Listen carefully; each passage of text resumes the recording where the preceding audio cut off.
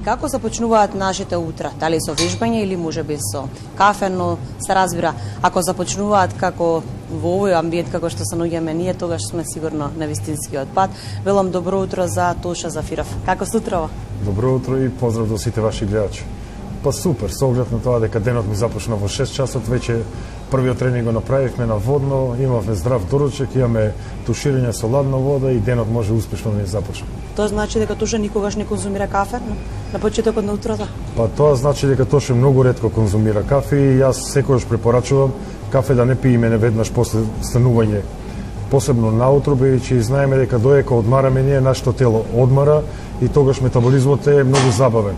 И крвта е најгуста во тој период и ние утринско, ако додадеме и крв на сето тоа, ако знаеме дека колку кофеин содржи кафето, така да статистички покажува дека најмногу срцеви удари и мозочни удари е токму во тој период, затоа нека се напијат најпрво дали лимон, дали сода бикарбонат, дали една чаша топла вода, после половина час нека го испијат своето кафе. Се наоѓаме во вашиот втор дом, гледаме дека веќе се вежба уште рано наутро, можеби од 7 часот започнуваат првите вежбачи. Па во 8 часот отвараме, ако се свртиме околу нас ќе видиме дека теретаната веќе е полна и тоа е добро што луѓето стварат некои здрави навики и веќе во утринските часови се на спорт, спортуваат, така да се менјава мајндсетот кај луѓето и многу посебно после онаа корона кога беше, знаеме дека какви немили настани имаше во сето тоа и што се одразуваше најмногу на здравјето на луѓето. Луѓето сватеа дека единствено спорт, здрава храна, здрав сон, тоа се сите придобивки што може да ги имаме за да имаме еден поздрав, понормален живот. Утрото е најдобро за вежбање затоа што не секој од нас е слободен во овој период, еве ние сме на работа, па никако нели вечерните часови повеќе се одбираат. Па да, обично вечерните часови се полни, не само фитнес центри, обично сите што се за дали кошарка, фудбал, било што, бидејќи луѓето се сепак пословни од работа, но оние што можат од саба или вежбат, па потоа одат на работа. Така е битно да имаме некоја физичка активност. А кога може да искомбинираме, тоа зависи се од нашето време, како имаме слободно време. Овој период кога се будиме, да речеме од така наречениот зимски сон, па никако нели сите се подготвуваме за летниот период.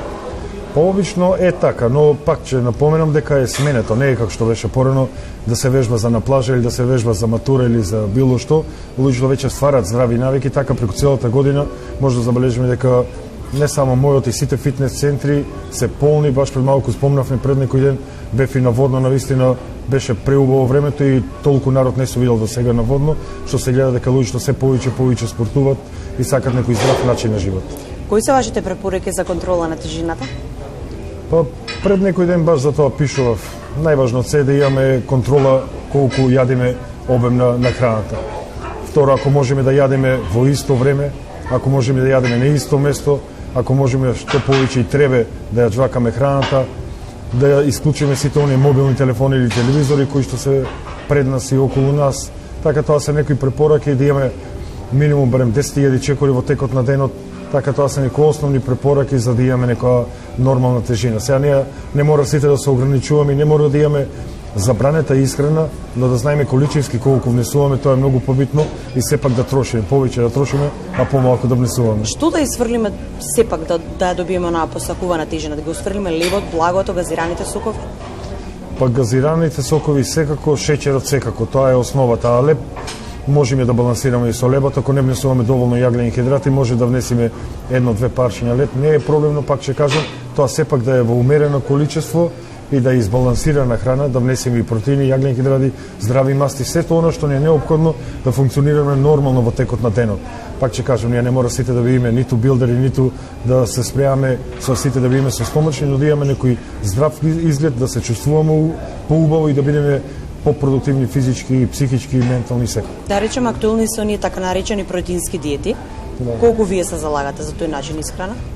Повично кај нас диетите се сведуваат на протеини, но тие баш протеински диети се тешки многу за одржување, бидејќи сепак на телото му треба некој извор на енергија. Знаеме дека јаглени хидрати и здравите масти се претежно таа извор на енергија.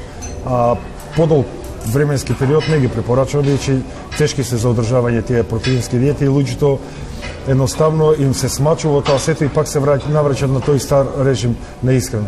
Затоа е најдобро да има некој баланс во исхраната, да има и протеини, да има мал внес на јаглени хидрати да имаме зеленчук, овоше, да имаме здрави масти да внесеме, бидејќи тие ни се неопходни да внесеме омега-3, калциум, цинк, магнезиум, сите оние витамини што ни се неопходни и минерали. Е добра протеинската диета, но во извесен временски период, ако сакаме да намалиме некоја килажа за побрз временски период, но на подолг временски период тоа е неодржливо. Ги споминавте вие точностите на почетокот, водата е клучна за нашето здравје, оние 2 литри во текот на денот, дали остануваат никако малку потешко ни оди кога видиме на шиша од 2 литра, меѓутоа како ете да си олесниме да испиеме 2 литра во текот на денот? Па не, ние со секој оброк да испиеме само по една чаша и веќе 1 литро сме испили. За време на тренинг ако испиеме 1 литро, веќе 2 литра сме испили. Така да не е проблем. Ние препорачуваме некои 3 до 4 литра во текот на денот да се пие најмалку течности, посебно вода.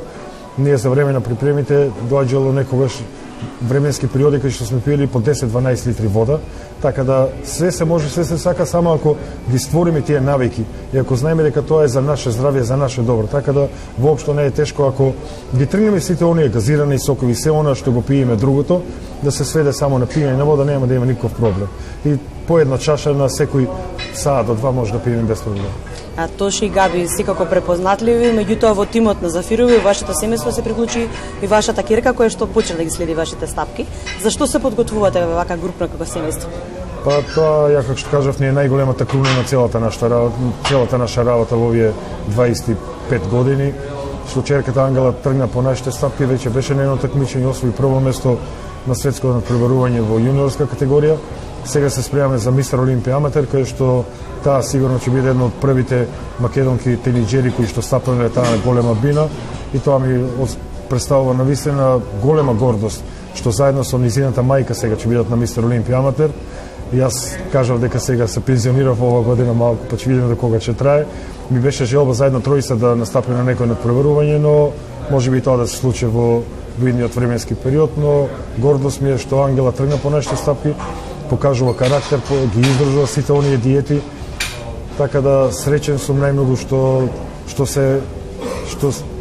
една огромна личност од неа се ствара. Така тоа не е најголем бенефит од сето ова што го правиме овие години. Да, двете дами на иста сцена и посакувам многу успех на Ангела дека ги следи вашите стапки и се разбира таа е сепак на вистинскиот пат.